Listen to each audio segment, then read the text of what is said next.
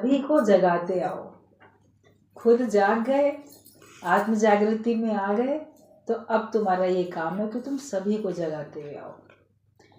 अपने घर से निकलो, सत्संग तक आए, अपने घर से निकले, कहीं तक भी गए, क्योंकि रास्ते में जो मिला, जिससे बातचीत हुई, उसको आत्म जागृति देते हुए आओ। उसकी बातें सुन के जगत अपने अंदर भर के नहीं लाना है, लेकिन उसकी बात भले सुनी, मगर उसको पलट के हमने क्या दिया। उसके पास जो था वो उसने दिया। उसके पास दुख थे, परेशानी थी, उलझन थी, माया थी, जो भी उसके पास था वो उसने दिया। तुम्हारे पास क्या है, तुम अपने साथ क्या लेके चले। तो सबको आत्म जागृति देते जाओ। खुद भी आत्मा में जागो, औरों को भी आत्मा में जगाओ, और आत्म जागृति में ही रहो। सबको जगाते हुए आओ, सबको जगाते चले जाओ, जहाँ जहाँ जाओ। तो सबको ज्ञान के ही वचन बताओ और आत्म जागृति में ही रहो। अविद्या अज्ञान की नींद से जाओ। बाहर की नींद से तो टाइम होता है, जाग ही जाते, बहुत देर तक आप नहीं सो सकते। आलस्य में आप लेटे रहो आंख बंद किए हुए, एक अलग बात है, लेकिन आपकी नींद जब पूरी होगी तो आपकी आंख खुली जाएगी, नींद आपकी पूरी हो गई। उस नींद से तो जाग जाते हैं समय अनुसार, लेकिन अज्ञानता की नींद से जब तक कोई जगाता नहीं है तब तक नहीं जागते। समय अनुसार नहीं, अपने आप जाग जाएंगे, लेकिन जब गुरु जगाएगा तभी जागेंगे। मन तो कब से सोया हुआ है, जन्म जन्म से मन सोया हुआ है, जन्म जन्म से अज्ञानता की नींद में हम सोए हुए हैं। तो हमें आत्म जागृति में आना है। ज्ञान को समझो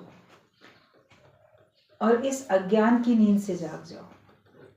मैं मेरे की सृष्टि में दुख है, परंतु आत्मा तो आनंद रूप है। आत्मा ही केवल एक आनंद रूप है। मैं 5 कोश से दूर साक्षी स्वरूप है मेरा। मैं आदि मध्य अंत से रहित हूँ, यही मेरा यही स्वरूप है। निराकार रूप मेरा और साकार सृष्टि मेरी। मेरा जो अपना रूप है वो तो निराकार है। मैं आदि मध्य और अंत से भी रहित हूँ। ये होता है ना, पहले कुछ है, अभी कुछ है, फिर बाद में कुछ है। कोई चीज़ की शुरुआत होती है, भाई यहाँ से इसका आदि हुआ और यहाँ पे मध्य है, यहाँ पे इसका अंत हो गया। तो साक्षी स्वरूप में हम रहें, भाई हमारा आदि मध्य अंत क्या है। तो आत्मा का ना कोई आदि है, ना अंत है, ना मध्य है। आत्मा का कुछ भी नहीं है।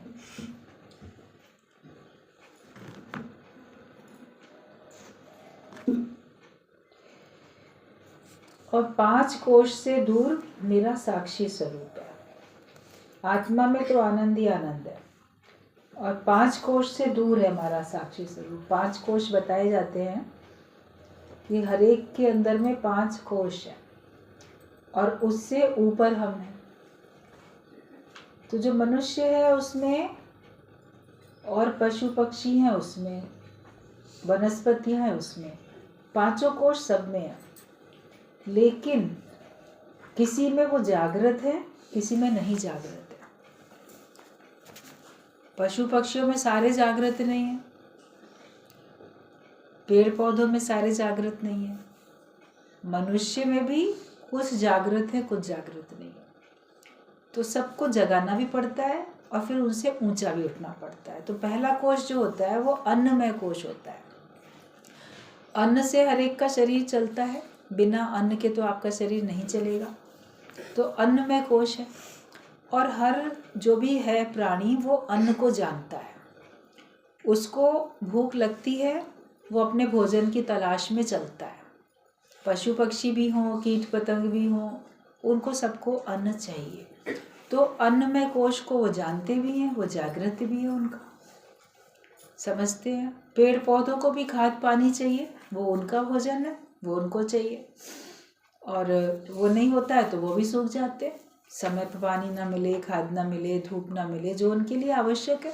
जैसे आपको वायु ना मिले, सांस लेने के लिए ऑक्सीजन ना मिले, पानी ना मिले, अन्न ना मिले, तो आपका भी शरीर नहीं रहेगा, पेड़ पौधों का भी नहीं रहेगा, पशु पक्षियों का भी नहीं रहेगा। तो अन्नमय कोश सबके पास है और सब जैसे जागृत है, सब जानते हैं उसमें। दूसरा होता है मनमय कोश। भाई एक तो शरीर हो गया, अन्नमय कोश है। दूसरा फिर उसके बाद मन। तो मन जो है वो आपके पास जागृत है, आप मन को जानते हो। मेरा मन अच्छा है, मेरा मन बुरा है, मेरा मन खुश है, मेरा मन दुखी है, मेरे मन में ये बात है, मेरे मन में वो है। तो मन को जानने वाले भी तुम हो, तो मन में कोश है। तो ये मन में कोश भी मनुष्यों में जागृत होता है और ये पशु पक्षियों में भी जागृत होता है। उनके पास भी मन होता है, वो भी मन को समझते हैं, वो भी मन से दुखी होते हैं, मन से खुश होते हैं। अपने दुख का जो वो वर्णन मुख से नहीं कर सकते, वाणी से नहीं कर सकते, लेकिन हाव भाव से कर लेते हैं। अपने सुख का भी वर्णन वो अपने हाव भाव से कर लेते हैं, पशु पक्षी भी। तो मन वाला कोश जो है, मन में कोश, वो उनके में भी जागृत है। और कुछ हद तक वनस्पतियों में भी मन वाला कोश जागृत है, क्योंकि वो भी अच्छी संगीत, अच्छी बातें, अच्छी भावनाएं कैच करते हैं और उससे वो प्रभावित होते हैं। रिसर्च होती है तो पता चलता है कि हाँ, किसको देख के वो खुश होते हैं, किसको देख के वो भयभीत होते हैं, कहाँ दुखी होते हैं। तो वो मन उनके पास भी है। उनके पास भाषा नहीं है, वाणी नहीं है, मगर अनुभव करने की शक्ति उनके पास भी है, वनस्पतियों के पास भी है।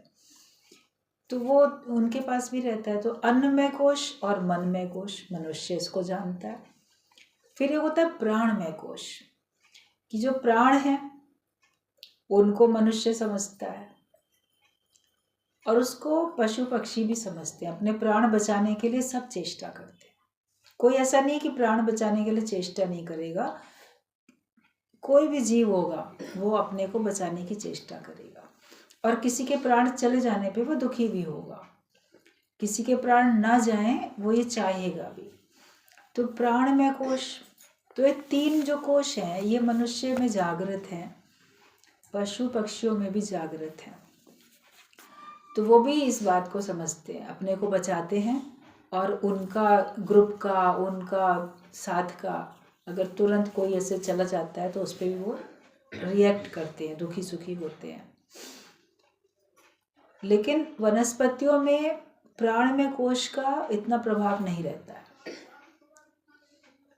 जैसे कुछ हद तक उनके पास मन है तो बहुत सूक्ष्म तौर पे प्राण का उनका आभास है, बाकी नहीं रहता है। लेकिन इसके बाद 3 कोश के बाद जो विज्ञान में कोश है वो केवल मनुष्य में ही जागृत हो सकता है। ज्ञान और विज्ञान, ज्ञान थ्योरी हो गई और विज्ञान उसका प्रैक्टिकल हो गया। तो ज्ञान विज्ञान को मनुष्य ही समझ सकता है, उसमें वो जागृत हो सकता है, वो फिर जगाता गुरु है। बिना ब्रह्म ज्ञान के हमारा वो नहीं जागता है। हमारा विज्ञान में कोश जो है वो बंद रहता है। सत्संग में आते हैं तो हमारा विज्ञान में कोश खुलता है। ज्ञान तो थोड़ा थोड़ा हो जाता है, लेकिन उसको प्रैक्टिकली अपने लाइफ में अप्लाई करना वो बिना सत्संग में आके आप नहीं कर पाते हो। यूँ किसी से कहो सत्संग की बातें सुनाओ तो कोई बोलेगा कि ये बातें कोई नई नहीं है, ये तो सब जानते हैं, ये तो हमने बचपन से सुनी है, पढ़ी है, सुनी है, बचपन से ही सुनी है। लेकिन सुनना अलग बात है, पढ़ना अलग बात है, उस पर चलते तो नहीं हो ना। तो फिर उसका सुनने का या पढ़ने का फ़ायदा क्या हुआ? जब आप उस पर चले नहीं तो आपका सुनने का पढ़ने का कोई मतलब ही नहीं। अगर तुम जानते हो उस बात को तो उस पर चलते क्यों नहीं हो? गुरु के पास आके सत्संग में बैठ के ही हम उस पर चलना सीखते हैं। तो जो हमारा ज्ञान था वो विज्ञान बनता है, हम उसको प्रैक्टिकली अपनी लाइफ में अप्लाई कर पाते हैं, उस ज्ञान को विज्ञान कोश में आ जाते हैं। और जब हमारा ज्ञान विज्ञान में आ जाता है, हमारा ज्ञान व्यवहार में उतर जाता है, उसके बाद हमारा आनंदमय कोश जागृत होता है। जो 5वां कोश है वो आनंदमय कोश है, तभी तो आनंद आता है। ज्ञान केवल सुनने से उतना आनंद नहीं है, लेकिन ज्ञान जब हमारे व्यवहार में उतर गया तो आप देखो कितना आनंद आता है, मन कितना खुश रहता है, कितना हमारा मन मगन रहता है, प्रसन्न रहता है। तो ये विज्ञान में कोश और आनंद में कोश, ये बिना विवेक खुले, बिना सत्संग में आए विवेक नहीं खुलेगा, और बिना विवेक खुले हमको ये कोश हमारे जागृत होंगे नहीं। और सत्संग में आएंगे तो गुरु ही तो ज्ञान देगा। ज्ञान के गुरु के कारण से हम सत्संग में आते हैं, सत्संग के कारण से हमें गुरु मिलता है और वो हमें ज्ञान देता है, वो हमारे ज्ञान को विज्ञान में बदलता है और वो हमको आनंदमय कोश का पता बताता है और हमको आनंदमय कोश में ले जाता है। लेकिन ये 5वां कोश आनंदमय कोश यहीं तक सीमित होकर गुरु बैठना नहीं बताते। कहते इस 5वें कोश से भी ऊपर उठ जाओ, मतलब जहाँ मैं आनंद में हूँ ये अनुभव करने वाला जो अनुभवी है वो भी ना बचे। कौन महसूस कर रहा है कि मैं आनंद में हूँ? कहीं ना कहीं पे सूक्ष्म तौर पे वो जीव ही तो है जो महसूस कर रहा है कि मैं आनंद में हूँ। जो पहले महसूस करता था मैं दुखी हूँ, फिर मैं सुखी हूँ, अब मैं आनंद में हूँ। तो वो जो सूक्ष्म रूप से हमारा जो जीव भाव है वही तो आनंद का अनुभव भी कर रहा है। लेकिन मैं आनंद स्वरूप हूँ, अनुभव करने वाला गुम। अब कौन कहे, कौन अनुभव करे? जैसे जो बचना चाहिए था आनंद वही रह गया और उसको महसूस करने वाला वो भी गुम हो गया। जब हमारा टोटल कर्तापना खत्म हो जाता है कहीं से भी, फिर कुछ भी नहीं हो रहा है संसार में, कर्तापना टोटल खत्म है और महसूस करने वाला भाव भी खत्म हो गया। वो भी तो हम कर रहे हैं ना, हम ये महसूस कर रहे हैं कि हम आनंद में हैं, तो वो भी हमारा खत्म हो जाता है। तब फिर आप उस आनंद में कोश से भी ऊपर उठ जाते हो। तो वो हमारा साक्षी स्वरूप है, दृष्टा साक्षी वाला, वो हमारा एक अलग स्वरूप है। उस अवस्था तक हर एक को पहुंचना है। तो ये बोला गया कि 5 कोश से दूर मेरा साक्षी स्वरूप है। एक भजन की लाइन है ये कि 5 कोश से दूर मेरा साक्षी स्वरूप है। तो इन 5 कोशों से भी अलग है मेरा साक्षी स्वरूप, उसमें तो बस आनंद ही आनंद है। कभी कभी आप इतने खुश हो जाते हो कि वाकई में आपका जीव भाव देह भाव एकदम लगता है गुम है ही नहीं। कभी ऐसा इस प्रकार का आपको आभास हुआ होगा। और जितना जितना ऊपर उठते हैं उतना उतना हमको खुशी आती है। 5 कोश के लिए दृष्टांत आप लोगों ने कई बार सुना कि आप जो थे, एक बूढ़ा व्यक्ति था, बीमार रहता था, ठीक ना हुए। अब उसका 5 मंजिल का घर था, वो सबसे नीचे वाली मंजिल में रहता था। तो डॉक्टर ने देखा, समझा कि आखिर क्या बात है कि ये ठीक नहीं होता है ठीक से, तो इसको कितनी दवाई दी जा रही है, ठीक नहीं हो रहा है। तो उसको पूछा कि आखिरकार तुम रहते किधर हो, कहाँ हो रहते हो? तो उसने बोला कि मेरा घर है, मैं सबसे नीचे रहता हूँ। तो उसको बोला कि ऐसा है, दवाई तो तुम कर रहे हो, लेकिन दवाई करने के साथ साथ तुम जो हो ना ऊपर की मंजिल में चले जाओ। जब तुम्हारा ही घर है, 5 मंजिल का तुम्हारा ही घर है, तो तुम सबसे नीचे की मंजिल में क्यों रहते हो? सबसे ऊपर चले जाओ, ऊपर रहो। तो उसको लगा अच्छा ठीक है। तो बोला सबसे ग्राउंड फ्लोर पर रहता हूँ, चलो 1 मंजिल ऊपर चले जाता हूँ। एकदम से कैसे ऊपर जाएंगे, हम अभी वहाँ रहे। तो वो ऊपर वाले पोर्शन में जाके रहने लगा। तो उसको थोड़ा अच्छा लगा, क्योंकि बिल्कुल नीचे वाली मंजिल पे तो सड़क की धूल, नाली, कीचड़, गंदगी, मक्खी मच्छर, शोर भी ज़्यादा, वो सब उसको मिलते थे। ठीक से ताज़ी हवा भी नहीं मिलती थी। तो वहाँ उसको थोड़ा अच्छा लगा। वे 1 मंजिल ऊपर उठ गया तो उसको अच्छा लग रहा था। जो धूल थी सड़क की और जो नालियों की जो स्मेल थी, गंदगी, मक्खी मच्छर, तो वो उसको अब कम सताने लगे, नहीं सताने लगे। उसको बड़ा अंदर से अच्छा लगा, उसकी तबीयत भी ठीक होने लगी। तो जब उसको फ़ायदा पड़ा वहाँ पे, तो उसको लगा कि चलो 1 मंजिल और ऊपर चले जाता हूँ। उससे ऊंचा उठ गया। जब 1 मंजिल और ऊपर गया तो उसको और आनंद आया, और अच्छा लगा। तो जैसे जैसे वो फिर और मंजिल, एक फिर और 5वीं मंजिल तक पहुँच गया, उसको बहुत अच्छा लगा। बोला अब तो मैं 5वीं मंजिल पे हूँ, अब नीचे का कोई शोर, गंदगी, बदबू कुछ भी मेरे पास नहीं आती है। मैं तो ऊपर से नज़ारा बल्कि लोगों को जाते हुए देखता हूँ, लोग मुझे नहीं देख पाते, मैं उनको देखता हूँ। आप 5वीं मंजिल पे खड़े होकर नीचे सड़क पे देखोगे तो आप देखोगे सब अपने अपने काम में लगे हुए हैं, आपकी तरफ थोड़ी कोई देख रहा है। तो उसको बड़ा अच्छा लगा। लेकिन जब 5वीं मंजिल से भी ऊपर छत तो थी ना, तो जब वो छत पे गया वहाँ तो उसको और भी आनंद लगा, क्योंकि वहाँ पे कोई दीवारें ही नहीं थी, दूर दूर तक खुला। फिर उसको बहुत दूर का दिख रहा था अपने कमरे से, तो 5वीं मंजिल से तो फिर भी वो दूर का देख पा रहा है, मगर उतना नहीं देख पा रहा है। अच्छी हवा मिल रही है मगर उतनी नहीं मिल रही है। लेकिन जब छत पे चला गया वो, तो वहाँ का तो वो बोले ये तो बहुत अच्छा, वर्णन भी नहीं कर सकते, इतना उसको आनंद आ रहा है। तब उसको लगा कि था तो ये मेरा ही घर, और मैं ही अभी तक पता नहीं क्यों नीचे की सबसे ग्राउंड फ्लोर पर रहता था। सबसे ऊपर उठ के अब मैं जब छत पे पहुंचा हूँ तब तो मुझे सब सर्वाधिक आनंद मिल रहा है। तो ये एक एक मंजिल से ऊंचा उठना, एक एक कोष से ऊंचा उठना है। तो जब एक एक कोष से हम ऊंचे उठते चले जाते हैं तो फिर हमारा आनंद दिनों दिन बढ़ते जाता है। आनंद में कोष में आने के बाद जब उससे भी ऊपर उठ जाते हैं, फिर आप देखोगे कि जो अनुभव करने वाला था वो भी गुम हो गया। फिर हमारा योग ऐसा लगता है, एकत्व इतना आ जाता है कि हम में और भगवान में फिर कोई भी अंतर हमको महसूस ही नहीं होता है, और फिर सब तरफ मैं ही मैं हूँ, मेरे अतिरिक्त कुछ और है ही नहीं। तो वो अपनी स्थिति बनाओ। शरीर में रहते हैं तो हमको बहुत सारे दुख दर्द सहने पड़ते हैं, फिर मन में होते हैं तो मन के कष्ट भी सहने पड़ते हैं, प्राण में है तो प्राणों का भी आना जाना दुख सहना पड़ता है, अकेले ज्ञान में रहो तो उसका अभिमान आता है। लेकिन जब वो विज्ञान में परिवर्तित हो जाता है, आपके व्यवहार में उतर जाता है, ज्ञान केवल आपके बुद्धि तक अंदर है तो भी वो आपको गिराएगा, अहंकार में लेके आएगा। लेकिन जब वो व्यवहार में चला जाएगा तब आपको वो आनंद की तरफ लेके जाएगा।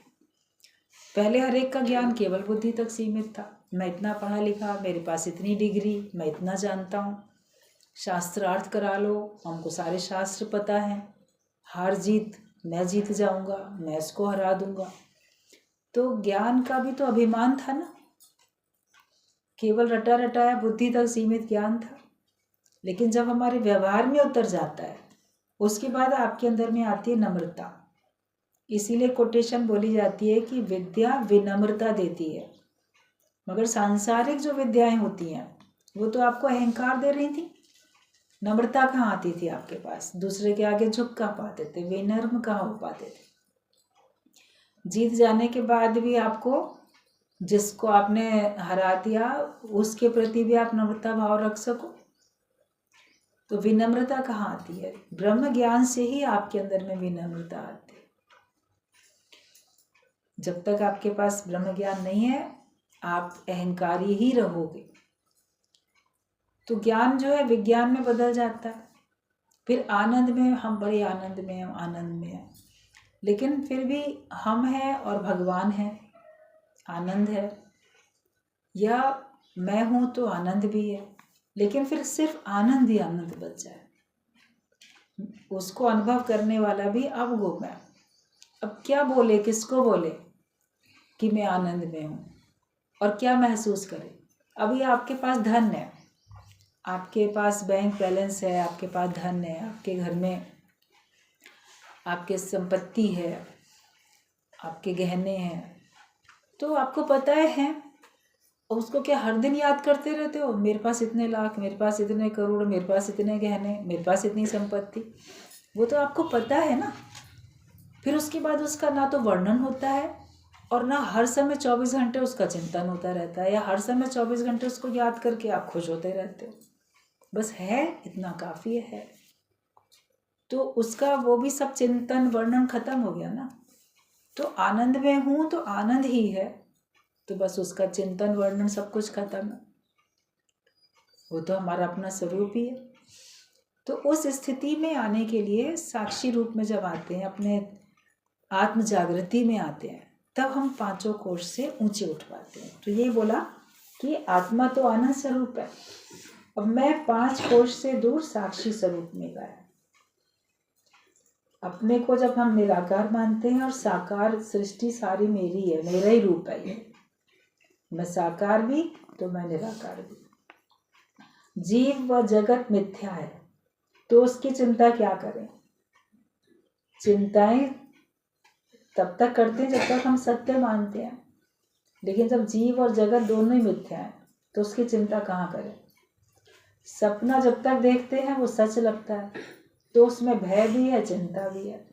लेकिन जब आप जागृत हो जाते हो, जागृत अवस्था में आ जाते हो, तो उसका चिंतन करोगे क्या। फिर तो उसका भी चिंतन, कुछ भी नहीं बचा चिंतन उसका। तो उसकी चिंता क्या करें जब जीव और जगत दोनों ही मिथ्या है। मेरी चिंता हरि करे, मुझे ना चिंता कोई। आप अपनी चिंता देखो कि क्या भगवान करने वाले हैं तो मैं क्यों करूँगा। कोई ना करने वाला हो तब तो हम अपनी चिंता करें, लेकिन जब चिंता करने के लिए हमारा हमसे बड़ा, हमारा गार्जियन, हमारा कोई बैठा है, तो फिर हमें चिंता करने की फिर क्या जरूरत है। बच्चे चिंता नहीं करते और वे करने लगते हैं, उनके माता पिता कहते हैं हम बैठे हैं ना देखने के लिए, तुम क्यों चिंता करो, तुम अपना काम करो, तुमसे क्या मतलब। तो जब हमारा भगवान है हमारी चिंता करने के लिए, वही हमारा माता पिता है, हम उसकी संतान हैं, तो हम चिंता क्यों करें। और चिंता करने से होगा भी नहीं, जो होना है जब होना है भाई तभी होगा। हमारे चिंता करने से कुछ बदलेगा भी नहीं। तो मेरी चिंता हरि करे, मुझे ना चिंता कोई। राग द्वेष ईर्ष्या द्वेत कुछ भी मन में ना आए। ना किसी के प्रति राग आना चाहिए, ना द्वेष आना चाहिए, ना ईर्ष्या हो, ना हम द्वेत का भाव रखें, दूसरा भाव खत्म हो जाए। अब ये देखो आपके अंदर राग है किसी ना किसी के प्रति, या द्वेष है किसी ना किसी के प्रति, या मन ईर्ष्या में आता है किसी को देख के, या भेदभाव है, मैं अलग ये अलग, ये सब बातें हैं तो समझो अज्ञान है। ये सब बातें हटी तभी समझो आपके पास ज्ञान है। और इन्हीं के कारण से चिंता भी है, राग के कारण, द्वेष के कारण, ईर्ष्या द्वेष, इन सब के कारण ही आपको चिंताएं भी हैं। सारे विकार धीरे धीरे आ जाते हैं इन्हीं की वजह से। हर समय बस अपने उद्धार की ही चिंता है। अगर चिंता करना ही चाहते हो, नहीं छोड़ सकते चिंता करनी, तो अपने उद्धार की चिंता करो ना। मेरी आयु बीत जाएगी, मैं मुक्त नहीं हो पाया तो क्या होगा।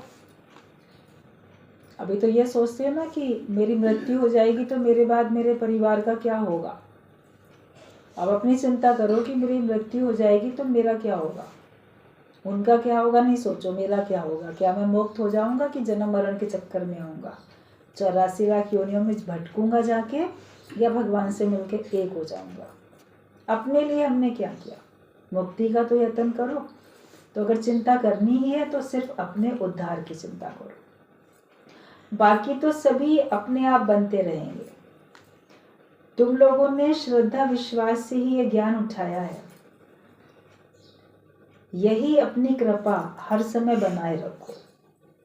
अंत समय में भी वृत्ति मेरी कहीं ना जाए, ये अपने पे कृपा बना के रखो कि मेरी मनोवृत्ति हमेशा परमात्मा में ही रहे और अंत समय में मेरा मन इधर उधर ना जाए। तो उसके लिए आपको अभी से तो अभ्यास करना पड़ेगा।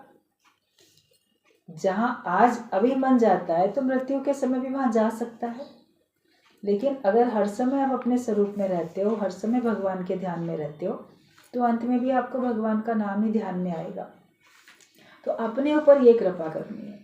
अपनी भलाई चाहते हो, अपना उद्धार चाहते हो, तो अपने ऊपर ये कृपा करो कि बस हर समय मेरा मन भगवान में रहे, ना किसी के राग में, ना किसी के द्वेष में, ना किसी से ईर्ष्या और ना किसी से द्वेष, दूजा भाव कुछ ना रहे।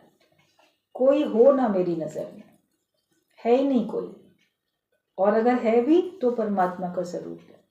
और उसके द्वारा जो कुछ व्यवहार मेरे प्रति होता है मेरे उद्धार के लिए हो रहा है, मुझे ऊंचा उठाने के लिए हो रहा है। ये सब जगत और जीव, सब नाटक, सब मिथ्या, ये सब खेल चल रहा है, कहानी चल रही है, इसमें सच कुछ भी नहीं है। जो भी विचार आपको रखना है रखो, लेकिन अपने आत्म जागृति में हमेशा हमको रहना है। और अंत समय में मेरी वृत्ति कहीं ना जाए, इस बात की सावधानी रखनी है। जो जीवन मुक्त है वो ही विधेय मुक्त है। जो जीते जी अपने को मुक्त मान लेता है, अपने को मुक्त कर लेता है, निर्बंधन कर लेता है, वो ही विदेह मुक्त होता है। फिर उसको दोबारा देह नहीं मिलती है। विदेह मतलब कि दोबारा देह ना मिले, वरना तो एक मृत्यु हुई तो दूसरी देह तैयार है। तो इस मृत्यु को कोई हम मृत्यु थोड़ी कह सकते हैं। इधर से आपने एक चोला छोड़ा, उधर से दूसरा आपने पहन लिया। आवागमन के चक्कर में हम पड़े हैं। लेकिन जीते जी जब आप बोलोगे हाँ मैं मुक्त हूँ, तभी गुरु बीच बीच में हमको संकल्प भी कराते हैं, हमसे निश्चय भी पूछते हैं, ज्ञान भी देते हैं, कभी क्वेश्चन भी करते हैं कि क्या तुम मुक्त हो। तो अपने मुख से बोलो कि हाँ मैं मुक्त हूँ। और अगर आप नहीं बोल पाते हो कि मैं मुक्त नहीं हूँ, आपको पता है कि मैं मुक्त नहीं हूँ, तो आप झूठ तो बोल नहीं पाओगे। तो मैं मुक्त नहीं हूँ तो क्यों नहीं हूँ, क्या कारण है, कौन सा बंधन है, उसको तो फिर तुमको जांचना परखना है और उसको तुम्ही को दूर करना है। इसलिए अपने उद्धार की चिंता में लगे रहो। अपने लिए ही भगवान ने आपको अब फ्री किया है। आप टोटल फ्री हो गए हो, तो फिर आप अपने लिए फ्री हुए हो, आप अपने कल्याण के लिए फ्री हुए हो, अपने को परमात्मा से मिला के एक करने का काम करने के लिए फ्री हुए हो। तभी बोला गया और तुम्हारा अब कोई काम नहीं है, केवल भगवान का नाम ही आपको सिमरन करना है, भजन करना है, उसी में मन लगाना है और सर्वत्र भगवान ही भगवान देखना है। हमेशा वही देखो। ये अपनी आत्म जागृति में रहना होता है, कि हम अपनी आत्म जागृति में हैं। ज्ञान सुन के हम सुजाग हो गए हैं, गफलत में नहीं रहते। और ये सब जो कुछ आंखों से दिखता है सब पार्ट प्ले हो रहा है, नाटक है। मैं इसका एक पार्ट हूँ, लेकिन मैं इन सबको देखने वाला और जानने वाला वो मैं हूँ। अपने स्वरूप में हमेशा रहो, तो फिर आप जीवन मुक्त का आनंद कर लोगे। और फिर शरीर छूटने के बाद दूसरी देह फिर आपको नहीं मिलेगी। तो जो जीवन मुक्त है वही विदेह मुक्त है। अपने को देखो कि हम लोग जीवन मुक्त हैं कि नहीं। अगर हैं तभी हम आवागमन के चक्कर से छूटेंगे।